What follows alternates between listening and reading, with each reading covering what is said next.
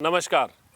Lockdown में आप घर पर हैं और अभी लॉकडाउन 17 मई तक और बढ़ चुका है, यानी 15 दिन और आगे जो हैं वो हमारे पास आ गए हैं। आज हम जो बात करेंगे वो करेंगे एक क्रिया पर जिसको कहते हैं कपालभाति। आजकल उसको प्राणायाम की श्रेणी में भी लिया गया है। देखिए, कपालभाति जो है वो है प्रैक्टिस का खेल सारा का सारा। हम लोग क्या करते हैं, कपालभाति करते हैं, 50 स्ट्रोक लगाते हैं, थक जाते हैं, छोड़ देते हैं, उसके बाद में कपालभाति नहीं करते। कुछ सवाल आए कि कपालभाति में हमें कैसे क्या करना चाहिए, उन सवालों के जवाब आज मैं आपको देने का प्रयास करूंगा। एक सवाल मेरे पास आया कि कमर दर्द में क्या कपालभाति किया जा सकता है। देखिए, उसमें एक दो सवाल ऐसे भी थे कि कभी कभी कमर दर्द होता है। एक कमर दर्द ऐसा है जो कि स्लिप डिस्क की वजह से हो रहा है, उनको कपालभाति नहीं करना चाहिए क्योंकि स्ट्रोक लगेगा और स्लिप डिस्क के ऊपर उसका प्रेशर आएगा। ये पहली चीज़ है। कभी कभी कमर दर्द होने का मतलब है कि कभी पहले कोई झटका लगा है, कोई जबक लगी है या कोई खिंचाव आया है और वो वायु कुपित होने की वजह से वो कभी कभी वो दर्द आता है। ऐसी स्थिति में आप कपालभाति कर सकते हैं क्योंकि वो कोई स्लिप डिस्क या बहुत हैवी प्रॉब्लम नहीं है, वो वायु के कुपित होने से होता है। वायु का कुपित होना अगर हम नियमित रूप से कपालभाति करते हैं तो उससे कम होता है। दूसरा, जिनको शुरू में कपालभाति की स्ट्रोक लगाते हैं तो जब अंदर स्ट्रोक लगाते हैं तो कमर के ऊपर एक खिंचाव आता है। ये स्वस्थ व्यक्ति को भी आता है। तो 50, 60, 100 स्ट्रोक जब तक लगाते हैं थक जाते हैं, कमर एकदम दर्द करने लग जाती है। उसके लिए मैंने आपको एक उपाय बताया था कि आप एक सीट जो है 2 इंच मोटी एक सीट ले लें, उसके ऊपर बैठ जाएं और पाँव को नीचे रख लें। वो मेरा वीडियो एक बनाया हुआ है मैंने कि कैसे बैठकर कपालभाति करना चाहिए। तो जो आप बैठने वाला जो हिस्सा है वो 2 इंच ऊपर कर लीजिए, उससे कमर दर्द में आपको एक रिलीफ मिल जाएगा। दूसरा उपाय उसमें यह है कि जैसे पीछे दीवार हो, दीवार के आप टच हो जाएं। जो नए लोग हैं उनके लिए कह रहा हूँ, बिगनर्स के लिए, पीछे दीवार के पास टच होके आप कपालभाति के स्ट्रोक लगाइए। कमर सीधी रहनी चाहिए, बस ध्यान इतना, ऐसे झुक के नहीं, एकदम जैसे पीछे दीवार है, दीवार के पास ऐसे रहकर और कपालभाति के स्ट्रोक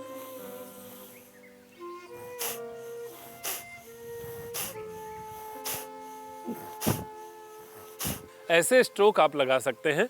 कमर के पीछे सपोर्ट होगा तो कमर के पीछे मस्कुलर पेन होता है, वो मसल्स को जो है एक पीछे आराम और पीछे सपोर्ट रहेगा, उसकी वजह से वो पेन नहीं होगा। ये उनके लिए जो बिगनर्स है या जिनको कमर दर्द कपालभाति की वजह से आता है या जिनको कमर दर्द होता है, उनका मैंने आपको उपाय बताया है।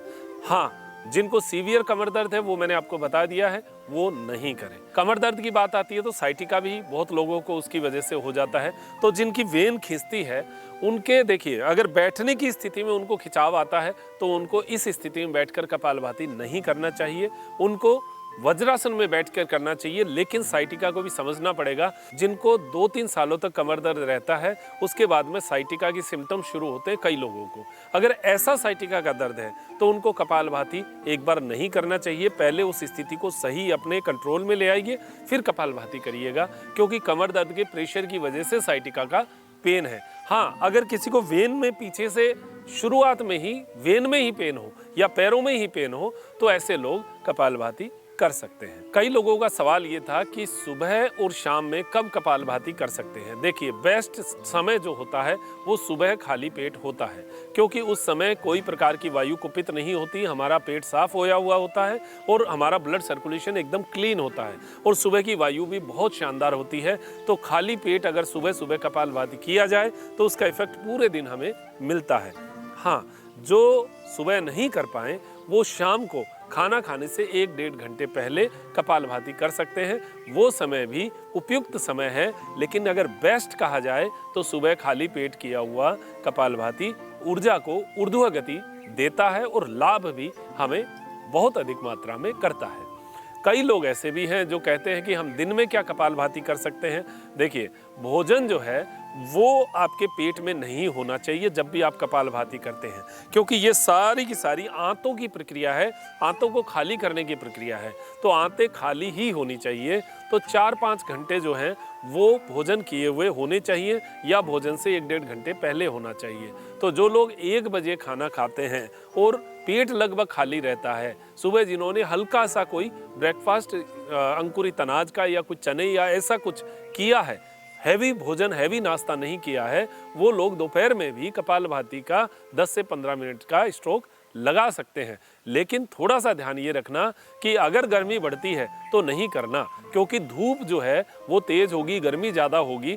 ठंडे प्रदेशों में कर सकते हैं, लेकिन गर्म प्रदेशों में क्योंकि कपालभाति की तासीर गर्म है तो आपके शरीर में हीट, गर्मी जो है वो बढ़ा देगा, इसलिए दोपहर में मना किया जाता है। एक सवाल था कि क्या हम सोकर कपालभाति कर सकते हैं क्या? लेटकर कपालभाति किया जा सकता है क्या? लेटकर कपालभाति किया जा सकता है जब आप एकदम सीधे लेटे हो और कमर एकदम सीधी हो, पांव एकदम स्थिर हो, हाथ स्थिर हो। फिर आप नाभि के ऊपर ध्यान करके नाभि को अंदर की ओर स्ट्रोक कर सकते हैं। जैसे हम ताड़गी मुद्रा लगाते हैं, तड़ाग यानी तालाब, इसको ताड़गी या तड़ागी मुद्रा दोनों ही कहा जाता है। तो तड़ागी मुद्रा जब आप करते हैं तो नाभि को अंदर खींचते हैं, वही मुद्रा जो है आपको कपालभाति के लिए करनी चाहिए। अब कपालभाति का सही स्ट्रोक लगाने के लिए जो लोग बिगिनर्स हैं उनको कैसे इसकी प्रैक्टिस करनी चाहिए, उसका छोटा सा उपाय मैं आपको बताता हूँ। एक चाइल्ड ब्रीदिंग आपने देखा होगा, जिसको स्टमक ब्रीदिंग भी कहते हैं, पेट से श्वास लेना छोड़ना भी कहते हैं, लेकिन पेट से कोई श्वास लिया नहीं जाता, पेट जो है वो श्वास के साथ सामंजस्य बिठाता है। ऐसी ये ब्रीदिंग है। इसमें करना कैसे है, देखिए हम आमतौर पर जो श्वास ले रहे हैं वो कैसे ले रहे हैं।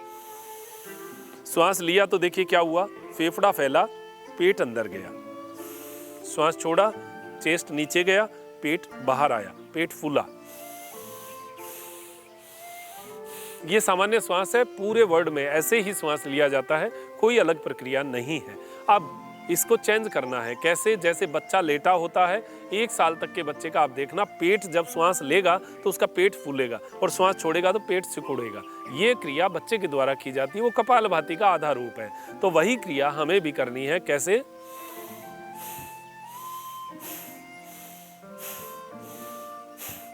जो लोग लगातार कपालभाति नहीं कर पाते हैं, जिनके कमर में दर्द हो जाता है, जिनके खिंचाव आ जाता है, वो लोग चाइल्ड ब्रीदिंग से शुरुआत करें। 1 महीने तक अगर आपने चाइल्ड ब्रीदिंग की अच्छी प्रैक्टिस कर ली, आंखें बंद करके श्वासों के साथ सामंजस्य बिठा लिया, आपका 1 महीने बाद में कपालभाति का स्ट्रोक इतना सुंदर लगेगा कि आपको उसके कई गुना ज़्यादा लाभ मिलने शुरू हो जाएंगे। तो नाभि को जो है वो श्वासों के साथ चाइल्ड ब्रीदिंग कैसे, देखिए श्वास भरा, पेट फूला, श्वास छोड़ा,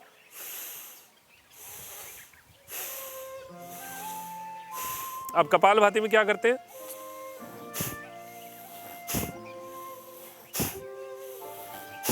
ये कपालभाति में करते हैं, थोड़ा छोड़ने में झटका लगाना, तो नाभि का एक स्ट्रोक लगता है, उस स्ट्रोक की वजह से श्वास बाहर आता है। इतना ही कपालभाति है। ये क्रिया बहुत शानदार क्रिया है। ऋषि मुनि योग साधना में बैठते थे, अपने फेफड़ों को साफ करने के लिए बैठते थे, और ये साफ करने, जैसे मैंने आपको बताया है कि छलनी को जैसे उल्टी मारते हैं उसको साफ कर देते हैं, वैसे ही फेफड़े हमारी छलनी है उसको साफ करने की एक क्रिया है ये कपालभाति। पूछा गया कि चेयर पर बैठकर क्या कपालभाति किया जा सकता है। देखिए, कुछ नहीं से कुछ अच्छा, मेरा ये एक सीधा सिद्धांत, एक बात मैं हमेशा कहता हूँ, अगर आप बैठकर नहीं कर पाते हैं, उसका लाभ नहीं ले पाते हैं, तो क्या फ़ायदा ऐसे कपालभाति का। तो आप चेयर पर भी बैठकर कर सकते हैं। चेयर सीधी होनी चाहिए, जो 90 डिग्री पर हो, कमर सीधी होनी चाहिए, पाँव सीधे ज़मीन के ऊपर ऐसे रखे हुए होने चाहिए, हाथ आपके या तो आगे रखे हों या चेयर के उस पे हत्थे पे रखे हों, और नाभि को अंदर स्ट्रोक करते हुए। जो लोग शुरुआत में कपालभाति कर रहे हैं, नहीं हो पाएगा, उनको चाइल्ड ब्रीदिंग से शुरुआत करनी चाहिए, फिर उसके बाद में धीरे धीरे स्ट्रोक लगाना शुरू करें। भले ही 2 सेकंड में एक स्ट्रोक लगाएं, लेकिन एक एक स्ट्रोक के ऊपर पूरा ध्यान, जो हमारा मन है उसको कंसंट्रेट करिए, आपको बहुत अच्छा लगेगा। धीरे धीरे आप कपालभाति की तरफ चले जाएंगे। तो चेयर पर बैठ के भी कपालभाति किया जा सकता है। जो बहुत भारी है, बहुत ज़्यादा उम्र है, नीचे नहीं बैठ पाते, घुटने में दर्द है, कोई आसन नहीं लगा पाते, तो वो चेयर पर बैठकर भी कपालभाति करिए। ध्यान ये रखना कि कपालभाति करने के तुरंत बाद अनुलोम विलोम प्राणायाम जरूर करना है, क्योंकि ये गर्म तासीर का प्राणायाम है। जिनके पित्त प्रकृति के रोग हैं उनको ये ज़्यादा तकलीफ देगा। हाँ, एक चीज़ ध्यान रखना, जिनको पित्त के रोग है, पित्त के रोग यानी खट्टी डकारें हैं, जलन है, शरीर में कहीं भी जलन हो रही है, किसी के सिर में जलन है, किसी के तलवों में जलन है, तलवों और हथेलियों में जिनको जलन होती है, उनके पित्त प्रकृति बहुत ज़्यादा कुपित होती है, ऐसे लोगों को कपालभाति नहीं करना है।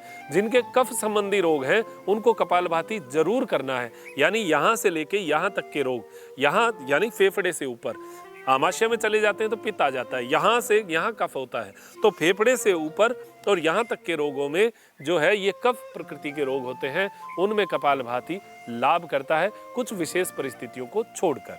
अब बात करें कि लो बीपी हाई बीपी भी होता है। लो बीपी में कपालभाति आपको फायदा करेगा, हाई बीपी में भी फायदा करता है, लेकिन आपको स्ट्रोक बहुत धीरे धीरे लगाना है, उसके अंदर कोई जल्दबाजी नहीं करनी है, ये ध्यान रखना। मैंने एक जगह कई बार बताया है कि 1 सेकंड में एक स्ट्रोक एक सामान्य परिस्थिति है, सामान्य स्थिति है।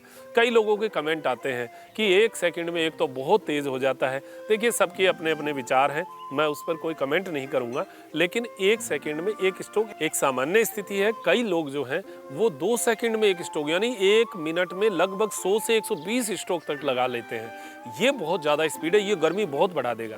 तो ये ध्यान रखें कि स्ट्रोक जो है 1 सेकंड में एक ठीक है, और जिनको बहुत हाई बीपी है वो 2 सेकंड में एक स्ट्रोक, ऐसा करें। बाकी अपने डॉक्टर से राय लेकर करें, क्योंकि बीपी कईयों को कभी बहुत बढ़ जाता है, कभी बहुत डाउन होता है, तो ऐसी स्थिति में भी आपको एक बार डॉक्टर से राय ले लेनी चाहिए। कपालभाति क्रिया का एक लाभ देता है, तो क्रिया जो है वो शुद्धि के लिए होती है और उसके लिए एक बार राय लेना जरूरी होता है। कईयों का सवाल था कि 15-20 स्ट्रोक के बाद में पेट दर्द करने लग जाता है, और कई कहते हैं कि सिर घूमने लगता है। ये एक आम जो है सिम्टम्स होते हैं।